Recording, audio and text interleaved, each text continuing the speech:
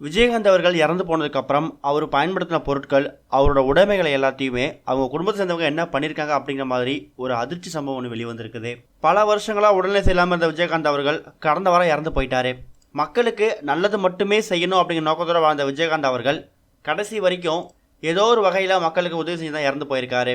அவர் இறந்து போனதுக்கு அப்புறமும் அவர் பயன்படுத்தின பொருட்கள் மூலயமாவும் ஒரு உதவி நடந்திருக்கு அப்படிங்கிற போது தான் அது நெகிழ்ச்சி சம்பவத்தை ஏற்படுத்தியிருக்குது.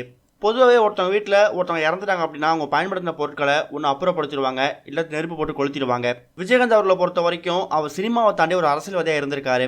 அவர்கிட்ட வெள்ளை வேட்டி, வெள்ளை சட்டை, ரொம்ப காஸ்ட்லியான ட்ரெஸ்ஸுன்னு சொல்லி நிறைய ஆடம்பரமான உடைகளை வச்சுருந்துருக்காராம். அது எல்லாத்தையும் வேஸ்ட் பண்ணுறதுக்கு, அதை சும்மா வீணடிக்கிறதுக்கு அவங்க குடும்ப சேர்ந்தவர்களுக்கு மனசு வரலையா. தன்னோட கணவர் எப்படி மக்களுக்கு உதவி செய்வாரோ அதே மாதிரி ஒரு விஷயத்தை தான் இப்போ அவங்க குடும்ப சேர்ந்தவங்க செஞ்சுருக்காங்க. அதாவது விஜயகாந்த் அவரோட ட்ரெஸ் எதையுமே தூக்கி போடாமல், போட்டு கொளுத்தாமல், வீணடிக்காமல் அனாதை இல்லங்களுக்கும் முதியோர் இல்லங்களுக்கும் தானமாக கொடுத்துருக்காங்களாம். ஏன்னா அவ்வளோ வேட்டி, அவ்வளோ சட்டை இருக்குது. அவர் வச்சிருக்க ட்ரெஸ்ஸை வந்து கொடுத்தாலே சென்னையில் இருக்கக்கூடிய பல முதியோர் இல்லத்தில் இருக்கவங்க அதை கட்டிக்கலாம், அதை போட்டுக்கலாம். அந்த ஒரு மனப்பான்மையில் அவர் யூஸ் பண்ண ஃபோன், வாட்சு, அவரோட கண்ணாடி, பேனா, இதை தவிர மீதி எல்லா பொருட்களையும், அவரோட வேஷ்டி, சட்டை, லுங்கி, பட்டு வேட்டி, பட்டு சட்டைன்னு சொல்லி இது மாதிரி பல துணிமணிகளை முதியோர் இல்லத்துக்கு தானமாக கொடுத்துருக்காங்களாம். இந்த ஒரு விஷயத்தை கேள்விப்பட்டதுக்கு அப்புறமா தொண்டர்களும் ரசிகர்களும் பிரேமலதா விஜயகாந்த் அவங்களுக்கு பாராட்ட தெரிவிக்க ஆரம்பிச்சிருக்காங்க. உங்களோட கணவர் கேப்டன் விஜயகாந்த் அவர்கள் இருந்த வரைக்கும் மக்களுக்கு உதவி செஞ்சு தான் இருந்தார்.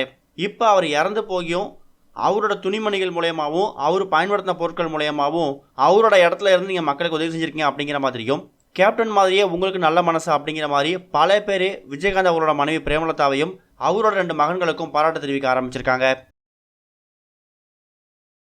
இதுவரைக்கும் கனெக்டிங் டிவிக்கு சப்ஸ்கிரைப் பண்ணனா மறக்காமல் சப்ஸ்கிரைப் பண்ணிக்கங்க. உடனடி அப்டேட்ஸ் பெறுவதற்கு நோட்டிஃபிகேஷன் பெல்லையும் கிளிக் பண்ணிக்கங்க.